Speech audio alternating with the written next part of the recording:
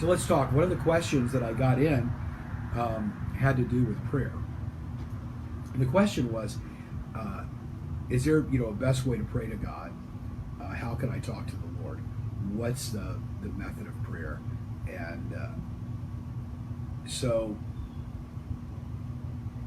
it's very interesting because there's always been a question about what's the best way to pray to God. How do I structure a prayer life? And if you've read some of the old books on prayer, the old classics, you'll hear about people that spent hours in prayer. Leonard Ravenhill was a big revivalist, and Ravenhill talked a lot about revival in the country and how important prayer was for that. There are people that suggested praying 2 to 3 hours a day. Again, I think you can feel guilty if you're not doing that, and somehow we think that is a performance thing. And again, it was also different times because I don't think that people truly understood what prayer really, really is. Now, there are a couple of things off the top of my head that I think are important to think about with this. The first is in Thessalonians, Paul encourages us to pray without ceasing. Now, that's almost, you look at that and you say, okay, how do you do that? How do you pray without ceasing? How is it that you're able to structure a prayer life so that you're constantly praying? Well, it's kind of impossible to be constantly praying. Walking around on your knees all day, you're not doing any of that. You are, the idea is that there is an attitude of prayer. I call it today kind of like an open text conversation. I have a group text. I have several group texts. I have some group texts. Good morning, Tom. I have some group text with my family, my wife and my children. And so it's constantly open. In other words, I can pick up the conversation where I left up or change the conversation. And at any moment, any one of them can share something funny that happened and send a meme, can say, hey, are you going to be home for dinner? Or, hey, I'm going to be home, or I'm not going to be home, or, hey, I got a promotion, or, hey, I got a raise, or, hey, there's all kinds of different things that you can actually do. And so I think that's kind of the idea. I think if Paul were communicating that today, he would say, listen, you got to have an open text conversation with God. Constantly be open, during the day, conversing with him. It doesn't mean that you're talking to him all the time, but have the attitude that at any moment I can speak to him and he can speak to me. And so I think that's kind of what Paul is talking about. So then you back into this and you say, okay, what does it actually mean? Because what we saw Jesus doing, as we would see Jesus, he would go away to a place and he would pray for a while. He got upset with the disciples because he got upset with them, and he kind of scolded them a little bit when he says, you couldn't even watch with me and pray for 1 hour. They fell asleep. And I think a lot of us do that, because we don't know how to pray. We probably resort to, for example, prayers of that we can read other prayers, and that's not a bad thing. But I think that we have to get away from this formality thing of what is it? Is it formal conversation? Because most conversation today is done in spurts. It's done in sentences. It's done in brief words. There's phone conversations are not long. Text conversations may be continuing. You start them and you finish, and you pick them up and you bring something else up. And it's kind of like yesterday. I have a friend of mine that owns a business, and he saw me in a restaurant, and he goes, "Hey, you guys want some shirts?" And I said, "I'll take a shirt." So he said, "All right, let me get you one. What size do you want?" Next thing I know, he's gone. So I texted him. I said, "Hey, dude, quick question." And I was kidding around with him. I said, "I took my shirt off in the restaurant, waiting for you to bring my new shirt in. Where are you?" Well, then of course he came back and said, "Oh, I had to go get it." Thought that was funny and this and that. I really wasn't sitting with my shirt off in the restaurant, but then I didn't answer him again. Then later on, he says, "Hey, let me know where you're going to be at." I said, "Thank you." And it was just this continuous conversation that we had. And I could go back and see other things that I said to him a week ago or 2 weeks ago or a month ago, so that I can continue the conversation or refer back to something. And so that's the idea. The idea of prayer is we have to look at it as I am conversing with God. The difference is I can't see him. I can't see the screen. So the question is, how do I go about doing this? Now, I do think it's important to set aside time when we can. And again, my time is very non-traditional with that. I have just my particular practice in the morning right now is and anybody that knows me knows I'm a big journaler. It's just important to me to get my thoughts out, and I spend a good chunk of time in the morning.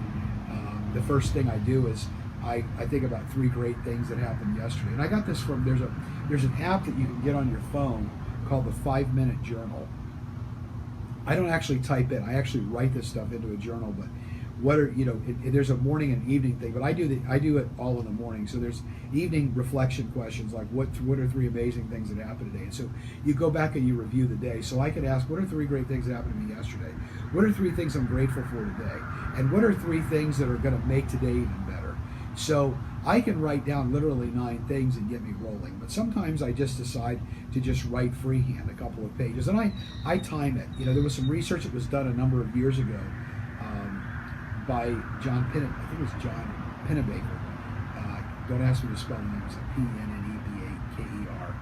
And Pennebaker is a psychologist or psychiatrist and did research on, and we've talked about this before, on people that write about traumatic events for 15 to 20 minutes a day versus talk therapy.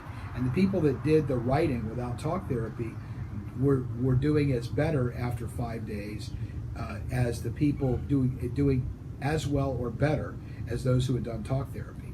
So there's something about that processing that takes place. So it helps me to review the day. It helps me to tell God what I'm thankful for, and so you could do that. I know one well-known pastor at one time wrote a book, and I don't want to mention it because he took a huge fall. And the problem is now with cancel culture is the minute that I mention this guy who's did some great work and said some great things, wrote some wonderful books, people are like, oh, you know what he did, So, but he wrote how he actually writes 2 pages in the morning. The first page he writes yesterday and he reviews what happened. It's kind of doing what I'm talking about thanking God. And then he actually writes out a prayer, which forces him to write out a prayer to God. And he divides the paper up into a couple of different ways, and I'll give you that in just a second. And then basically when he's done writing it, he reads it back to God. And so that whole process takes him about 25 to 30 minutes. But it's an attitude of prayer that he said when he does that. Now what he does is he uses the acronym that's been around for a while called ACTS, which is adoration, confession, thanksgiving, and supplication. Supplication is a big word for asking or making requests. And so he divides the paper up and says, it talks about adoration, and so he writes out some things that he's thankful, that he praises God for, and then he writes what he's thankful for. So he may have done that on the other side, and so he has those things that he's thankful for. And then things that he's confessing. Now he says, got to be very careful because you want to confess the emotional truth. You don't, obviously anybody can get a hold of your journal, so you may just want to put a bullet point of something that you want to talk to God about there. And then things that he's requesting. And so then there are people that have prayer lists. And so I'm going to put you on my prayer list. Well, prayer lists can be huge if you're not careful. They're difficult to manage. And so, again, another methodology I've heard for keeping a prayer request is according to the days of the week. And that is, again, I think we've talked about this before, but let me give it to you again. Monday are missionaries or missions. M. Tuesday, maybe tasks that you need to accomplish, or tasks that other people have said, look, I need to get a job, I need to do this. And so you pray for the tasks on that day. Wednesday, you pray for workers. You could pray for workers within the church. You pray for the pastor. You pray for staff members. You could pray for your co-workers. Focus on that. Thursday, you just simply Thanksgiving. Another day of Thanksgiving is good. Things that you are just thankful for. You'll be amazed how that works. Friday, family. Specific, not that you're not praying for family other days, but specific things that you're praying about for your family. Saturday is what we call seekers. People that you know are looking to try to connect with God, or people that you want to connect with God, and you're praying about an opportunity to connect with them and to show them the love of God and to give them the gospel. And then Sunday we call it pray for saints. Now, we're not talking about saints in the Catholic, but for other Christians. And so that's just how we remember that. So you see, so what you've got in those acronyms, adoration, confession, thanksgiving, supplication, ACTS, you've got kind of a format for you to pray. And then in the Sunday, Monday, Tuesday, Wednesday, Thursday, Friday, Saturday, you've actually got a way to keep a prayer list. And so you can keep that separately in your journal. So that's also a good way to do it. I don't use those methods all the time because I think that for me, I've got to keep things simple and got to keep things on track. So the question, so that's kind of like that. Now, again, you could complicate all of that, but what you could also just put down and go with that format and have a conversation. When I'm conversing with somebody that I love, I don't need notes. When I'm conversing with somebody that I'm focused on, I don't need to remember points. I'm focused on what's important at that moment. I am present. And so I think all of those things are tools, but they want to get you to the point where you are having a conversation with God. You know, the disciples came to Jesus and said, Lord, teach us to pray. And so he taught them what we call the Lord's Prayer, which is actually should be the disciples' prayer. Interesting note on this. It's where the disciples asked Jesus to teach them to pray. And you have all those things that we talked about in adoration, confession, thanksgiving, supplication are all there in the disciples' prayer. Our Father who art in heaven, hallowed be your name. Adoration. Your kingdom come, your will be done on earth as in heaven. Give us this day our daily bread. Forgive us our trespasses. And on it goes. All of those elements are there, and you don't have to follow them exactly, but you've got the elements should be in your conversation with God. There should be an element of prayer, an element of praise, an element of confession, an element of thanksgiving, and then an element of request. So we try to keep the requests at the bottom, because once you get yourself aligned with God, sometimes those requests become irrelevant. So that's important. So that's the disciples' prayer. Now, if you want to actually see the Lord's Prayer, you will go to John chapter 17. John records the prayer that Jesus prayed before he went to the cross. And it was interesting what he prayed for. He prayed for his immediate disciples. He prayed for all those that would come after him. And what he prayed for was, he says, Lord, I pray that they may be one, that the world may know that you sent me. In other words, one of the greatest tools of evangelism was unity. That doesn't mean uniformity. It means unity in the midst of diversity. So it's not unity at all costs. It means that we're unified around the big things. And I think what prayer will help us to do is to help us to focus on that. Our first act usually is not to pray or to pray for someone. In fact, the most difficult thing to do is to pray for somebody that's harmed you. The most difficult thing to do is to pray for somebody that has triggered you, that you disagree with.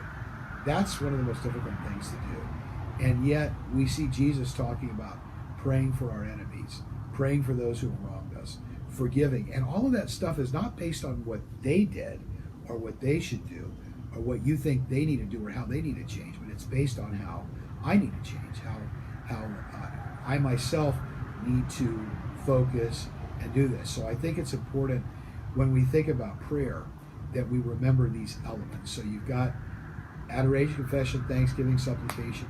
You've got Monday. You've got your missionaries or things like that, your people that you're praying for on Monday. Tuesday, task. Wednesday, workers. Thursday, Thanksgiving. Friday, family. Saturday, seekers. Sunday, saints. And good idea to just sort of follow through and focus that. Listen, if you're a writing out person, if you have trouble concentrating, you want to write out your prayer, write out your prayer. Make it different. My conversation with my wife and my children is not always the same. Sometimes it's a sit down, we have to talk. This is a serious conversation. We need to meet. But some of our greatest conversations still, my son doesn't start his job until December, so he's working still here at the house. My daughter is finishing her master's degree, and even though she goes to school in Boca, she works in Pembroke Pines, and so because of that, she's still living at the house. So I have both of them here, And so sometimes when we're able to eat together and everybody's together, we have our greatest conversations at the dinner table. When the phones are gone and there's no distraction and we've had a meal and we're just chatting about the day, and we're chatting. And sometimes more serious things happen. And some of the greatest conversations that we've had about with our kids over the years about college, about work, about life, has not been in front of the TV. It has been sitting at the table. Table is an integral and important part of what we've done. And there's also it's reason why we call in church the Lord's table, because it was always celebrations of meals and breaking bread and that sort of thing. And so imagine that you're able to break bread with Jesus. What would you sit there and talk with him about? And that's how you pray. I think I shared with you Dr. C. Norman Sellers, Rev as we call him. I got to speak at Rev's 90th birthday party. He was a professor of mine and was also on my ordination council. Dr. Sellers is a special, special man, and it was an honor for me to speak at his 90th. And Dr. Sellers, I remember, and I mentioned this in his one time I mentioned this at his 90th. I had a conversation with him one time because I've always been the guy that wants to find the right way to do it. You know, instead of sometimes just doing it, what's the path of least resistance? What's the best way? Not the path of least. But what's the best way to do this? There's got to be a best way. That's why I like how-to books and things. What's the best way to do this? What's the best way to pray? What's the absolute best formula? What's the key? So I remember going to Dr. Sellers, and his classroom was across the street from Pam and I's first apartment in Miami, at the old Miami Christian College campus in Opelika. So I went in, I had a conversation, I made an appointment with Rev, and I sat down. I said, Rev, I got to ask you a question. I said, what's the best way to pray?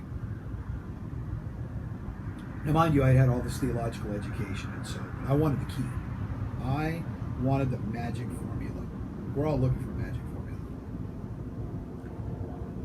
Dr. Sellers said, well, I'll tell you how I do it. Now, let me give you another background on Dr. Sellers. There's either a helicopter or a plane coming over. The background on Dr. Sellers. Dr. Sellers had a degree from Philadelphia College, the old Philadelphia College of the Bible. Got a Master's of Theology degree, which is 4 years of graduate work in theology at Dallas Theological Seminary, which was really the premier seminary for evangelicals and the most intellectual of all of them. Tony Evans, Charles Swindoll, Andy Stanley all went to Dallas Theological Seminary. But then he got his THD from a place called Grace Seminary, which took him another couple extra years. So this is an educated man. I'm thinking I'm going to get the answer. I'm thinking to myself, I'm going to get the intellectual answer that's going to make me smarter and better, and I'm going to have the key, and I'm going to shortcut this, and I'm going to know exactly how to do it. So I'm waiting for the words of wisdom, of intellect, and philosophy, and theology. I'm waiting for a theological discourse on prayer from Dr. Sellers. And he says, Dr. Sellers liked coffee. He says, well, Bobby, that's what they all call me then. He says, I'll tell you what I do. I said, okay. And I leaned in. He says, I come in here in the morning, and he says, I get myself a cup of coffee. And he said, I put my feet up on my desk, and I drink my coffee, and I talk to God. I waited. And he looked at me. And I waited a little longer. And I said, that's it? He says, well, what did you think I was going to tell you? I said, that's it. You just put your feet up on your desk and drink your coffee and talk to God. He goes, yep. And I thought, wow, profound in its simplicity. And that's what I want to encourage you to do. How do I talk to God? How do you talk to your spouse? How do you talk to your friend? See, here's the thing. And Dr. Sellers reminded me of this that day. When Jesus died on the cross, there was a great earthquake, and the curtain separated the Holy of Holies from the rest of the temple, a place where only the priest could go in, because only the priest had access to God. Only the priest could go into the Holy of Holies where the presence of God was. It ripped in two. The reason why it ripped in to. It's simple. Because now anybody had access to the Father. And that's the whole point. We now have that access to God. You don't have to go through a priest. You don't have to go through a pastor.